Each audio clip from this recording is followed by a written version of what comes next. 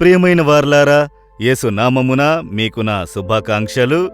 మీరు సంతోషంగా, ఆశీర్వాదంగా, మనసానందంతో ఉండుటకు దేవుడు మీకు కృపనిచ్చునుగాక.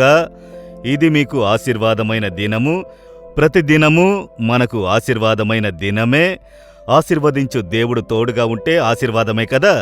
ఆయన వాక్కునిచ్చిచున్నాడు కదా, నిన్ను విడువను ఎడబాయను అని. ఈ దినము మీకు ఏ ఆశీర్వాదం కావాలి? మీ కుటుంబంలో, మీ ఉద్యోగంలో, మీ బిజినెస్లో, మీ సేవలో ఏదో ఒక ఆశీర్వాదం అవసరం కదా. దాన్ని దేవుడు మీకు అనుగ్రహించును. భయపడకండి. ఆశీర్వాదములన్నీ వచ్చుచున్నవి, అయితే ఏవి కూడా స్థిరంగా ఉండనంటున్నవి, పోతున్నవి. వరుమానము వచ్చుచున్నది, పోతుంది. పని దొరుకుతుంది, హఠాత్తుగా పని పోతుంది. ఒక మేలు వస్తున్నట్టుంటుంది, పోతుంది. ఏది స్థిరంగా నిలవనంటున్నది. కొన్ని దినములు, కొన్ని వారాలు, కొన్ని సంవత్సరాలు, అంతే.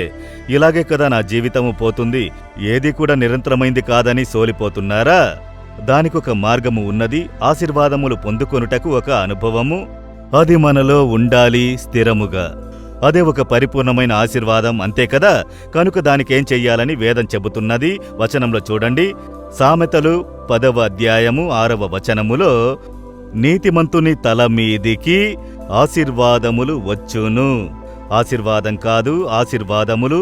దేవుని యొద్ద అనేక ఆశీర్వాదములు ఉన్నవి. స్వస్థత ఉన్నది, ఇంకా సమాధానము ఉన్నది, నెమ్మది ఉన్నది, బలము ఉన్నది, ఐశ్వర్యము ఉన్నది, సకల విధములైన ఆశీర్వాదములు ఉన్నవి. మీకే విధమైన ఆశీర్వాదం కావాలి? ఆశీర్వాదములు దేవుడు ఒక్కటే నీకు ఇచ్చేదనని చెప్పలేదు. ఆశీర్వాదములు నీ జీవితంలో నిలబడును. పలు విధములైన ఆశీర్వాదములు. కనుక ఈ ఆశీర్వాదములు మన జీవితంలో స్థిరంగా ఉండాలి. అలా వచ్చి వచ్చి వెళుతుంది అని కొందరు చెబుతారు. ఆశీర్వాదం నిలబడనంటుంది. ఆశీర్వాదం వచ్చినట్టుగానే ఉంది, కొన్ని రోజులు మాత్రమే, తర్వాత వెళ్ళిపోతుంది. ఇలా కష్టపడువారు అనేకులు ఉన్నారు కదా. కొన్ని రోజులు సంతోషము, సమాధానములున్నాయి, తర్వాత వెళ్ళిపోతున్నాయి. తర్వాత ఇంట్లో తగువులు, గందరగోళము, ఒక నెమ్మది లేదు. వరుమానము వచ్చినట్టుగా ఉన్నది, సమృద్ధిగా ఉంటుంది. హఠాత్తుగా చూస్తే అన్ని నష్టములు, పోగొట్టుకునుట, అప్పులు, అలా అయిపోతుంది. విజయం కలిగినట్టుగా ఉన్నది, పిల్లలు విజయం పొందుతున్నారు. హఠాత్తుగా చూస్తే చదవలేదు అంటున్నారు, పరీక్షల్లో తప్పిపోయినానంటున్నారు.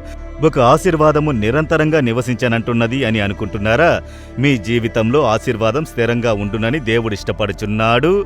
అయితే దేవుడేం చెప్తున్నారు? నీతిమంతుని తల మీదికి ఆశీర్వాదములు వచ్చును. కనుక ఈ ఆశీర్వాదములు మన జీవితంలో స్థిరంగా ఉండాలంటే మనం ఎలా ఉండాలట? నీతిమంతులమై ఉండాలి అని దేవుడు చెబుతున్నారు. మీరు నీతిమంతులుగా ఉన్నారా? నేను పాపిగానే ఉంటాను. దేవుడు పాపులను ప్రేమిస్తున్నారు కదా, ఆశీర్వదించాలి. పాపులను స్నేహించును, పాపులను ప్రేమించును. పాపులకు కొన్నిసార్లు అద్భుతం చేసి తన ప్రేమను వెల్లడిపరచును. ఆశీర్వాదములన్నీ నివసించవు. నిరంతరమైన ఆశీర్వాదములు ఇవ్వబడదు.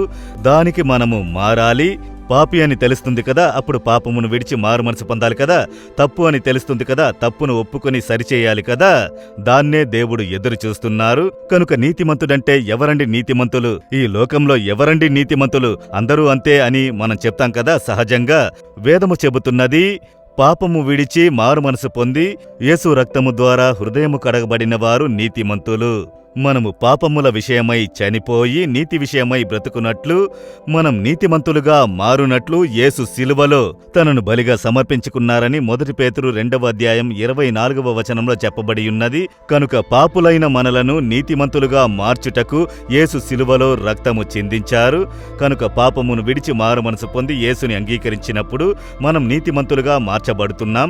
లోకంలో మనల్ని గూర్చి ఏమైనా చెప్పవచ్చు, అయితే దేవుడు మనల్ని చూసినప్పుడు, నీవు నా కుమారుడవు, నా కుమార్తెవు, నా రక్తముతో నిన్ను కడిగి నేను నీతిమంతునిగా చేసి తిని, అలాగే దేవుడు చూస్తారు. ఆ నీతిమంతుడు అనే జీవితంలో మనం స్థిరులై ఉండాలి. అప్పుడు మనం మాట్లాడున్నది యథార్థమై ఉండాలి. మనము నడుచుట యథార్థమై ఉండాలి. మనము అన్యాయముతో నడుచుకొనకూడదు, స్వార్థముతో నడుచుకొనకూడదు. దేవుని దృష్టికి నీతి గలదిగా ఏది ఉన్నదో దాన్నే చెయ్యాలి. ప్రభుత్వ ఉద్యోగిగా ఉన్నారనుకోండి, అప్పుడు అందరూ లంచం తీసుకుంటున్నారు, నేను మాత్రం తీసుకోకపోతే ఎలా అని అంటే, దేవుని నీతి ఏం చెబుతున్నది? తీసుకునే జీతం చాలు అని ఉండండి. అపహరించుట పాపము అని బైబుల్ చెబుతున్నది. కనుక నేను లంచం తీసుకొనను, దేవుడు ఎదురు చూసినట్లుగా జీవించేదను. మనల్ని సమర్పించుకుని నీతితో నడుచుకుంటున్నాము కదా, వారి మీదే ఆశీర్వాదం నిలుచును.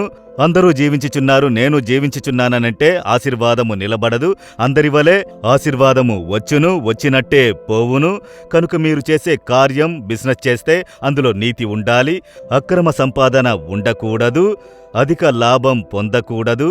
ప్రజలకు ప్రయోజనముగా ఉండుటకే ఈ బిజినెస్ ప్రభువు ఇచ్చారు. అందులో మీరు నష్టం పొందుకోవాలని దేవుడు చెప్పలేదు. అయితే అన్యాయమైన లాభమును ఉంచి ప్రజలకు రావాల్సిన మేలుని దోచుకుంటే, కలపడము చేశారనుకోండి, ఒక వస్తువులో ఇప్పట్లో కలపడం లేని వస్తువులు చూచుట అరుదుగా ఉన్నది. అది సమాజమును ఎంత బాధించును, ప్రజలను ఎంత బాధించును. కనుక నేను సంపాదించుటకు కలపడము చేశానంటే అది అక్రమము. అందరూ చేస్తున్నారు, అందరూ చేసినట్లు మనం జీవించకూడదు. వారు అక్రమంగా నడుచుకొనుచున్నారు. వారిని ఎలా ప్రభువు ఆశీర్వదించగలరు? కనుక దేవుని పిల్లలైన మనము యథార్థంగా నడుచుకోవాలి. మీరొక హాస్పిటల్ని నడిపించుచున్నాను, స్కూల్ని నడిపించుచున్నాను, బిజినెస్ని చేస్తున్నాను, ఒక ఉద్యోగం చేస్తున్నాను, సేవ చేస్తున్నాను. నీతితో నడుచుకోవాలి. నీతిమంతునికి తగిన అర్హత మనలో ఉండునట్లు సమర్పించుకోవాలి. దైవ నీతి మనలో కనబడాలి. కనుక దాని ప్రకారం మనం సమర్పించుకుని జీవిస్తే ఆశీర్వాదము నిలుచును. ఎవ్వరు మన ఆశీర్వాదమును తీసుకొనలేరు, దొంగిలించలేరు. దాన్ని తెలుసుకొనుడి. మీ సేవ బాధింపబడుచున్నది, ఆశీర్వాదం నిలవనంటున్నది, వచ్చే ఆత్మలన్నీ వెళ్ళుచున్నవి. యోచించండి, ఎందుకు పోతున్నవి? కనుక నాలో ఏదైనా తప్పు ఉండవచ్చు అన్న అర్థమే తప్ప దేవుని మీద కొరత చెప్పకూడదు. కనుక ఇప్పుడు యోచించండి, ఆలోచించండి. నేను ఎక్కడ కార్యంలో సరిచెయ్యాలి? ఏ కార్యంలో అనీతిగా నడుచుకున్నాను? దేవా, నేను నీతిమంతునిగా నడవాలి.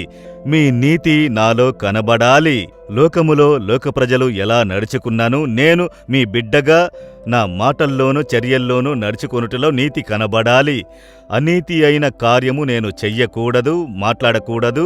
నాకు సహాయం చెయ్యుడి అని ప్రార్థించండి. మీరు నీతి మీద దాహం కలిగి ఉంటేనే ప్రభు మిమ్ములను ఆశీర్వదించెదరు. ఈ దినము దేవునితో చెప్పండి, ఎలాగైనా జీవించొచ్చు, ఇష్టానుసారంగా ఉండొచ్చు, భక్తిగా ఉండొచ్చు. అది కాదు క్రైస్తవ జీవితం. అది అనేకులలో, అనేక మతాల్లో భక్తితో ఉంటారు, ఎన్నో అన్యాయములను చేస్తుంటారు. అనీతే వారి జీవితమంతయు. అయితే భక్తితో ఉంటారు. అలా యేసుక్రీస్తుని మీరు వెంబడించలేరు. నీతిగా నడుచుకుంటేనే మీ ప్రార్థనకు జవాబు వచ్చును. కనుక దాని కొరకు మనల్ని సమర్పించుకోవాలి. ఇప్పుడు చెప్తారా? దేవా, నేను నీతిగా నడుచుకోవాలి. నా చర్యలలో, నా కార్యములన్నిటిలో నీతిగా ఉండాలి. మీ నీతి నాలో బయలుపరచబడాలి. దాని కొరకు నన్ను సమర్పించుకుంటున్నాను. నా మీద మీ ఆశీర్వాదం నిలుచును.